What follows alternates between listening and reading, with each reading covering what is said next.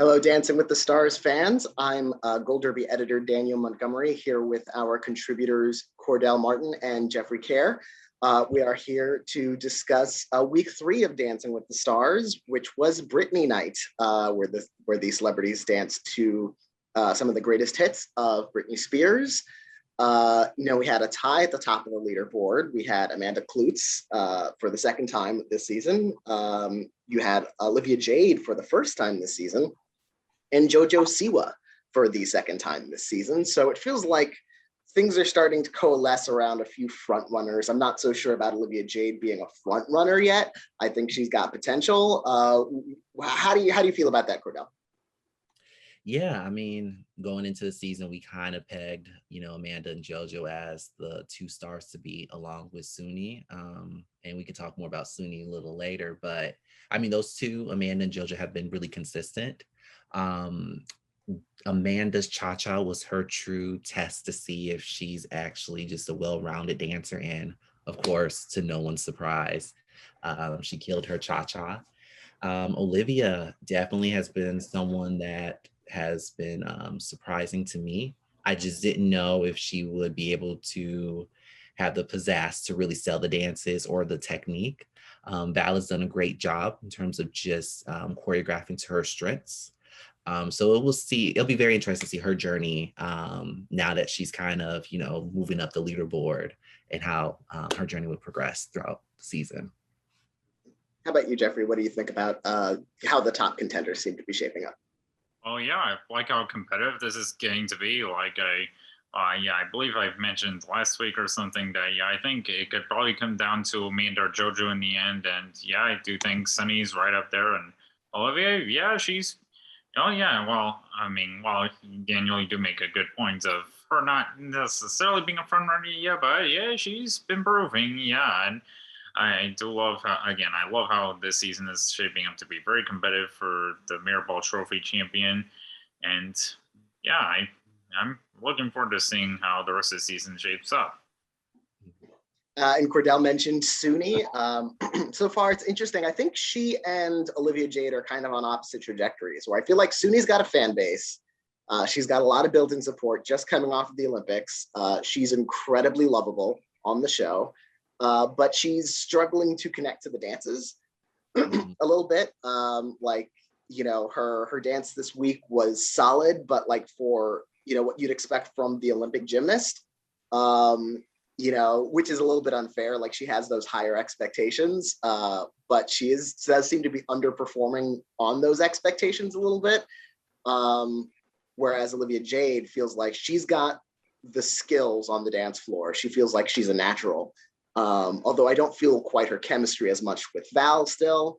But who knows if she has a fan base, because she's been at or near the top-ish of the scores, so she hasn't really been tested. So what have you thought about Suni's journey so far, Cordell?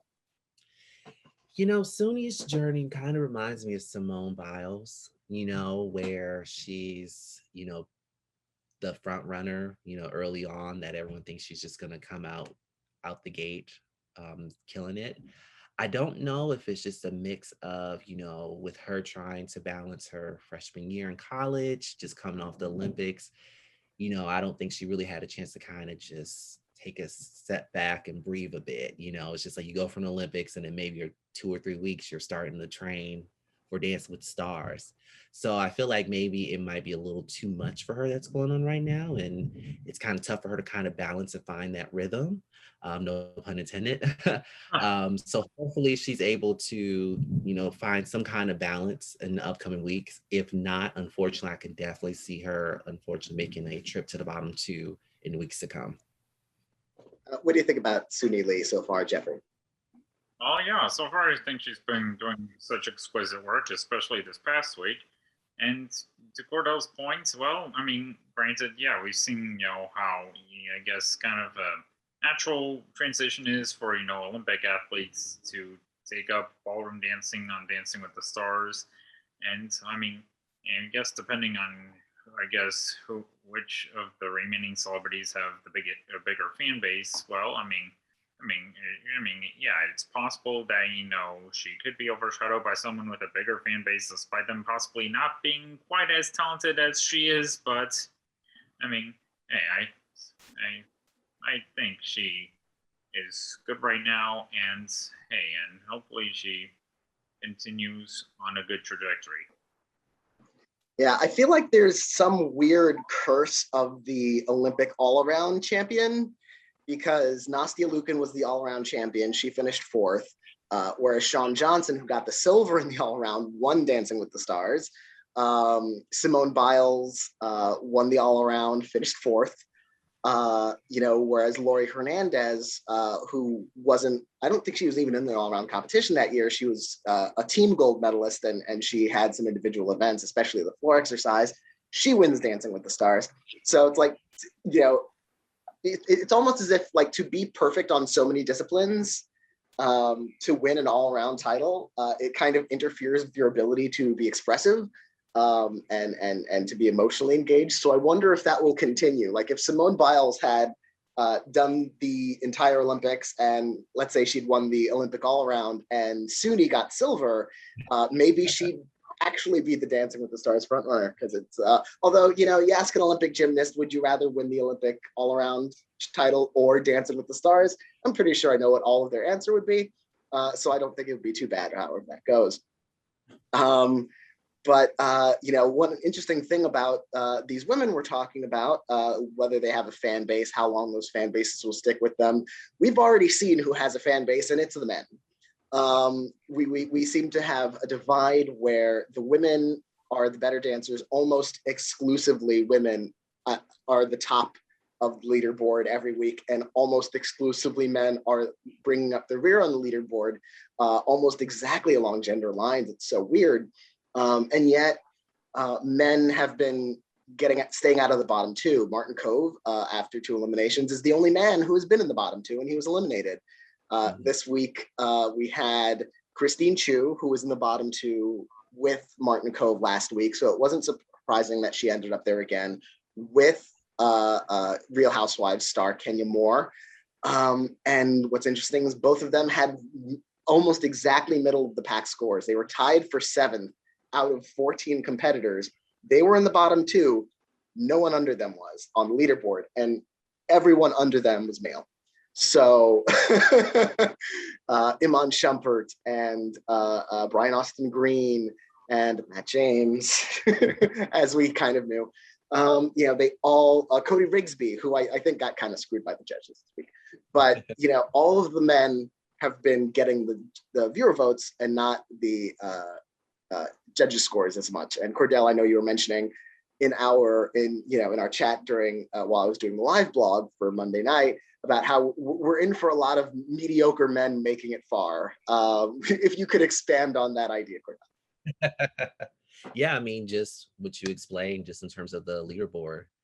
You had 2 solid dancers, with Christine and Kenya being in the bottom 2, as opposed to the group of men that were at the bottom of the leaderboard.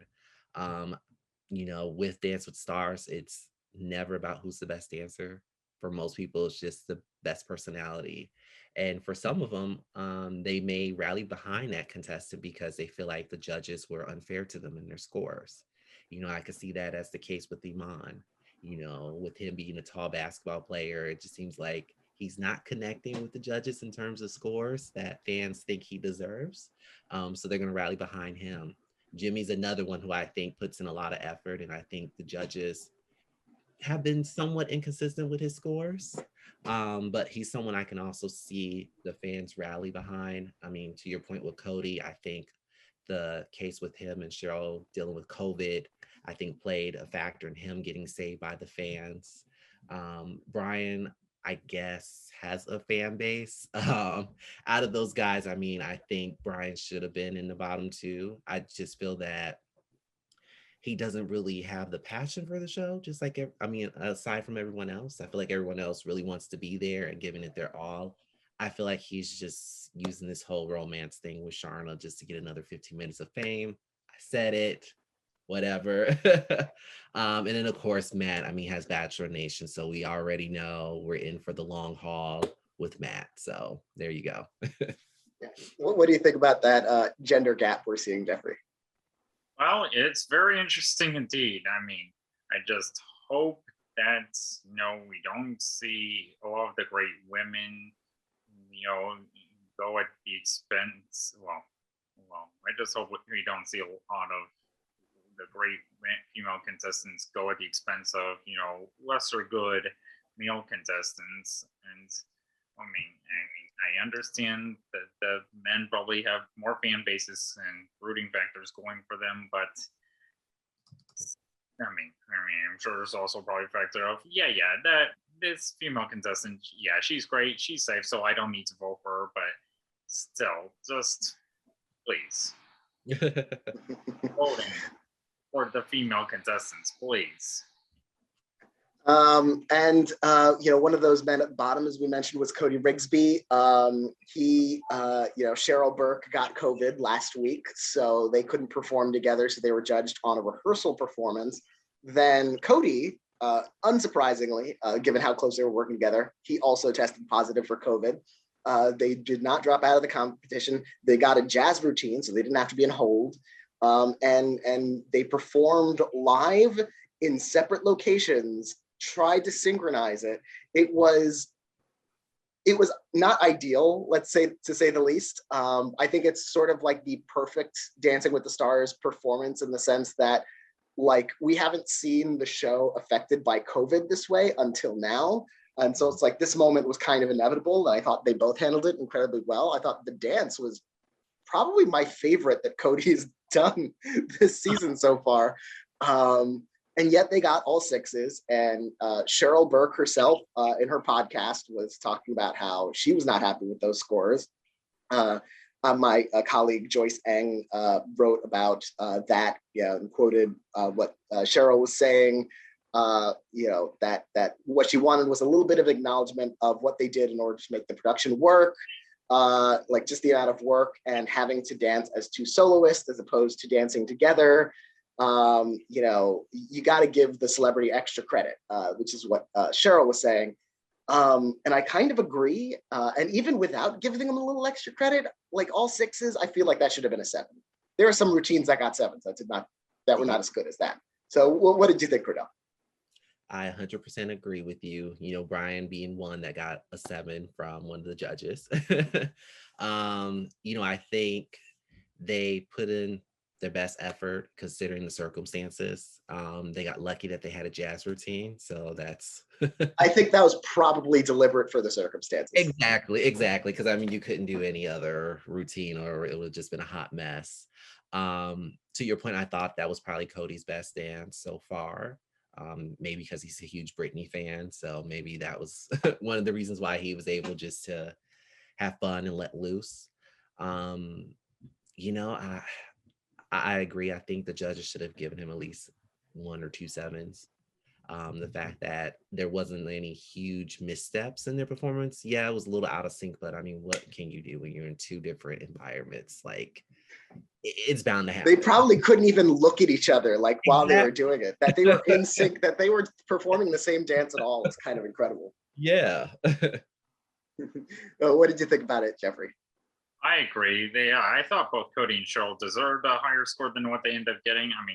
Sure, it may have been, difference given that because of the circumstances they were under, but still, although I will say, I think the fact that they were performing separately was able to provide such an outstanding work from both of them individually, which again may have been unfair since it was traditional, but still, so for what they did pretty well. And again, the judges should have been a little more considerate of that and just ranked them a little higher, in my opinion. Mm-hmm. Yeah. And, at the end of the night, Christine Chu was eliminated. I don't think we're that surprised by that. We've got 2 shows coming up next week. Disney Night, 2-night event where they will be dancing on one night to routines inspired by Disney heroes, and the next night inspired by Disney villains.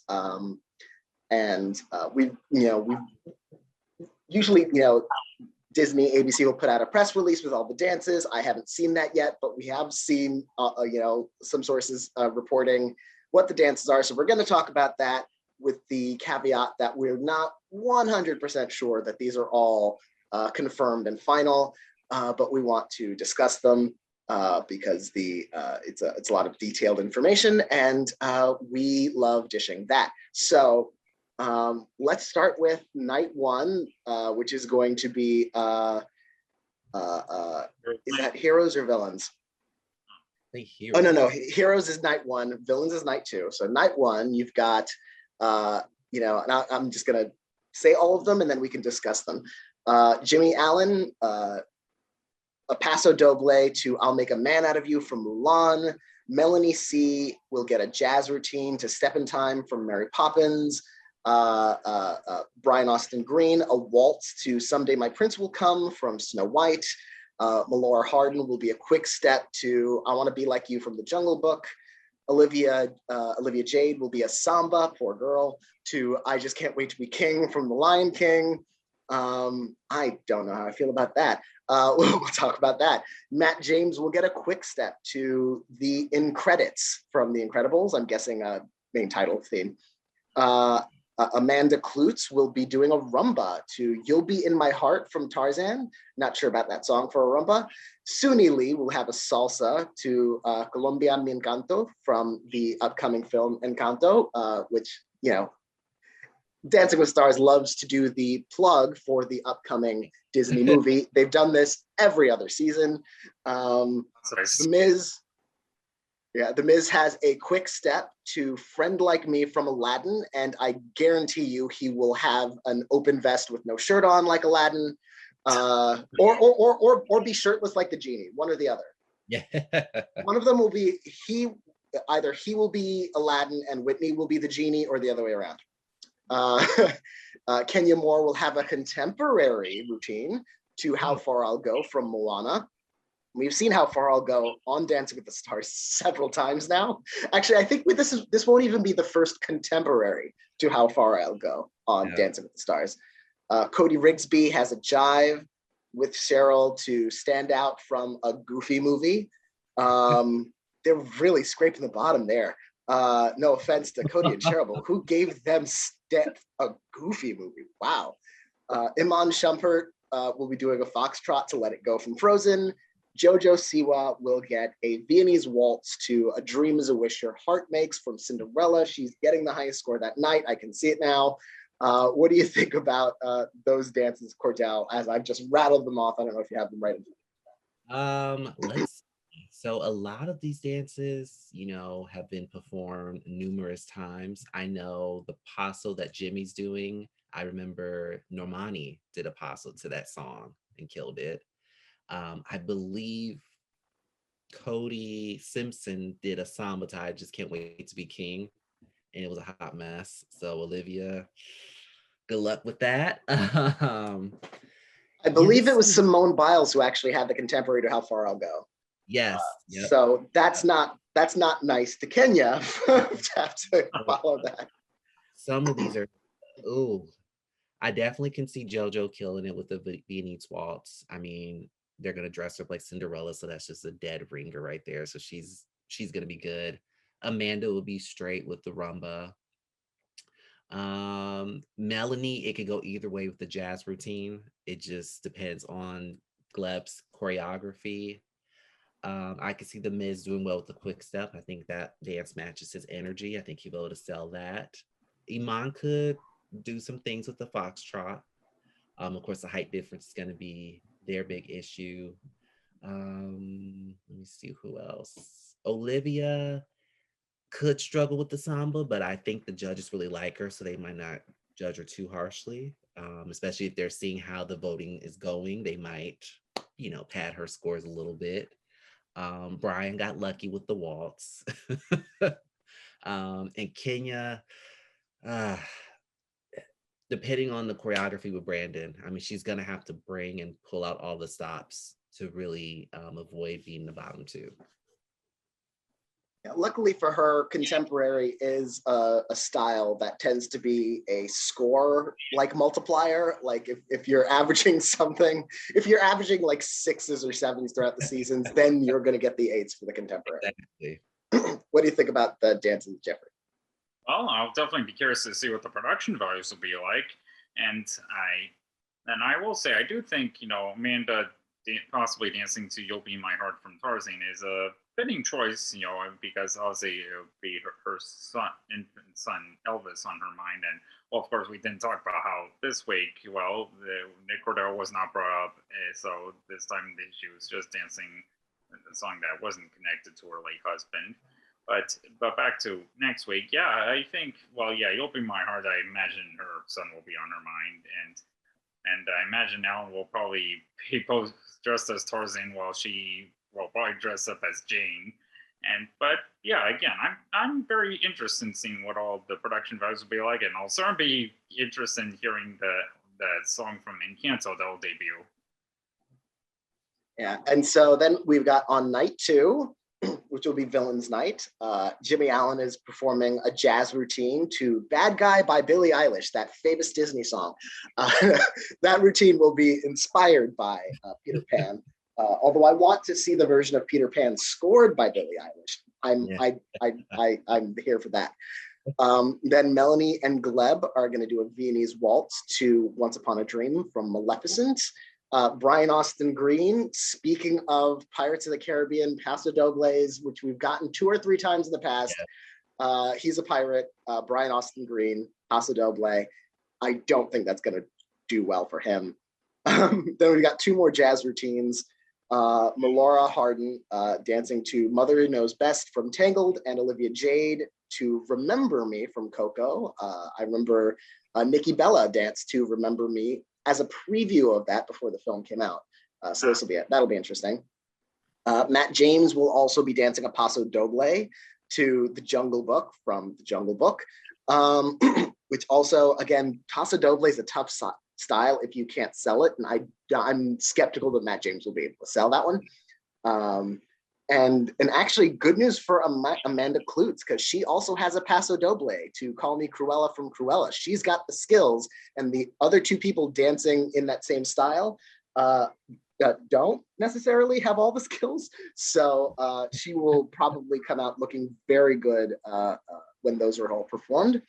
Suni Lee has a Viennese waltz to "I Put a Spell on You" from Hocus Pocus. I really kind of love that dance for her.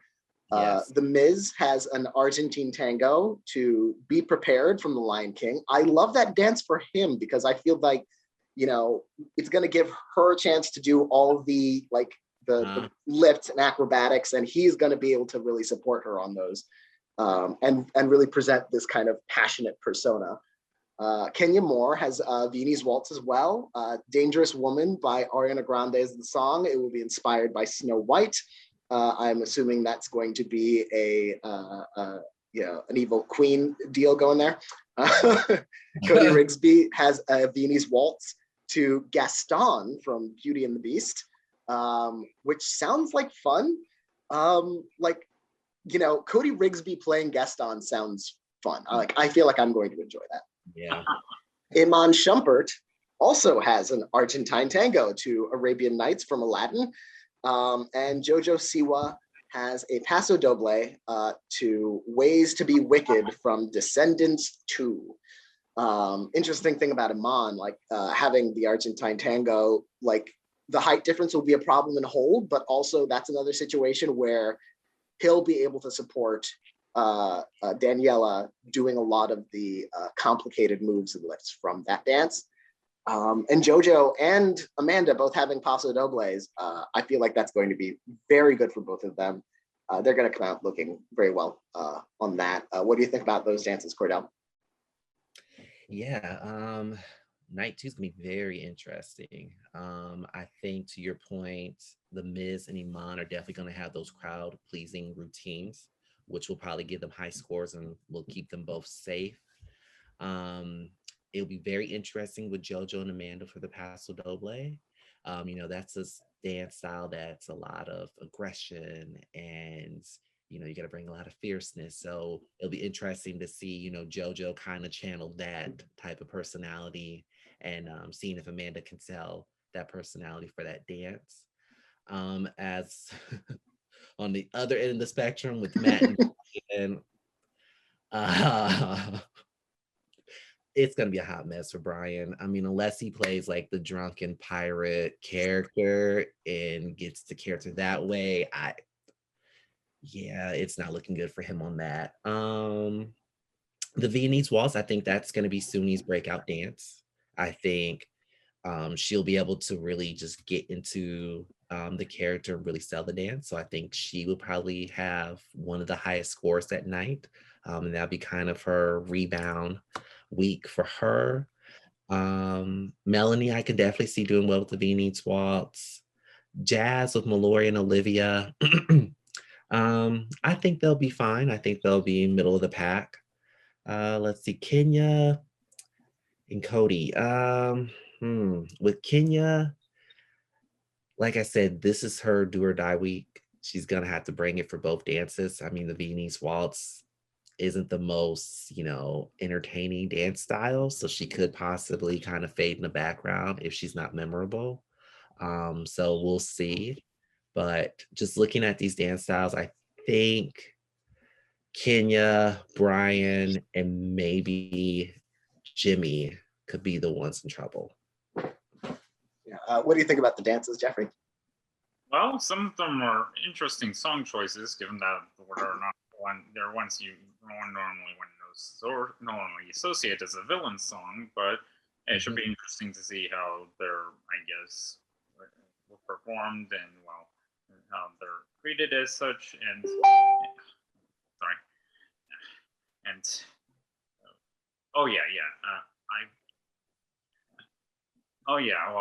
honestly, they're performing a Hocus Pocus song. Well, perfect match since it's October, Halloween month. Hello,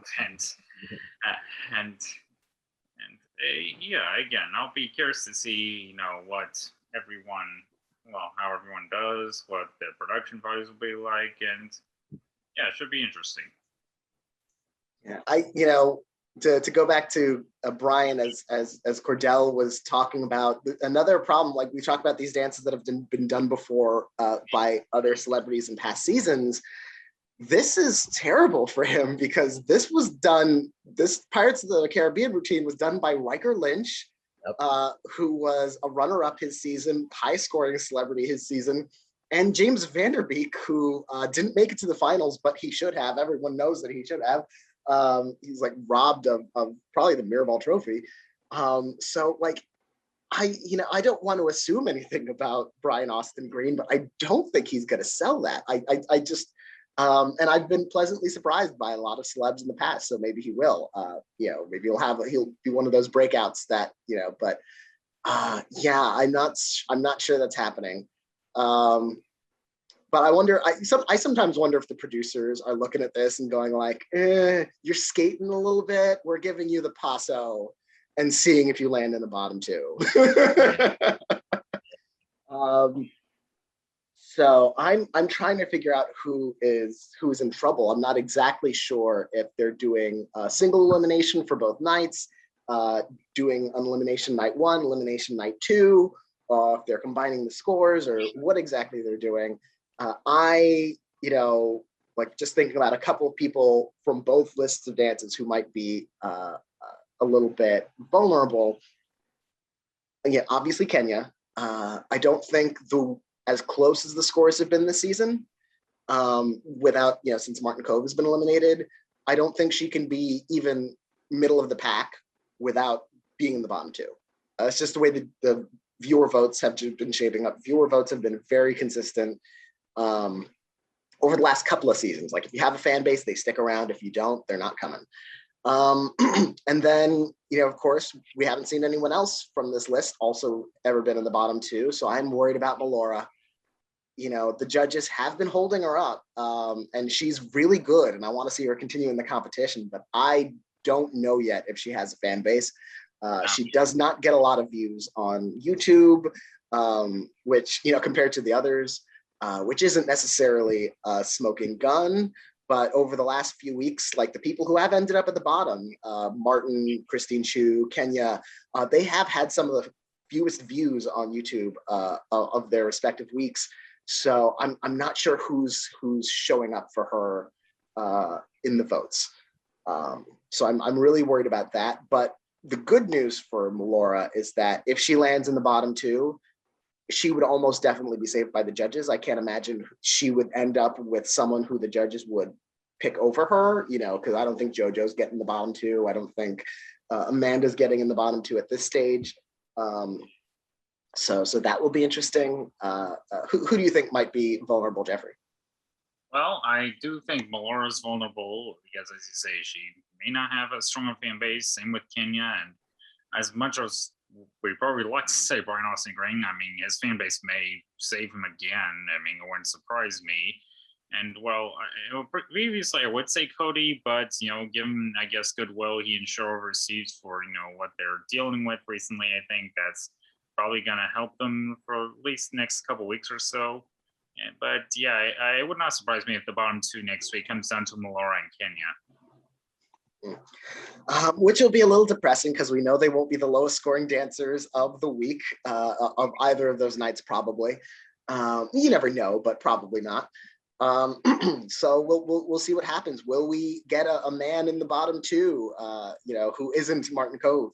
It's early in the season yet, so maybe we're overestimating how much of the fan base they have, and it's just because a couple of the women have very limited fan bases. But until we'll find out next week. Until then, thank you, Jeffrey Kare and Cordell Martin, for joining me. Thank you to everyone for watching us blather on about Dancing with the Stars, as we are wont to do. And we will see you next week.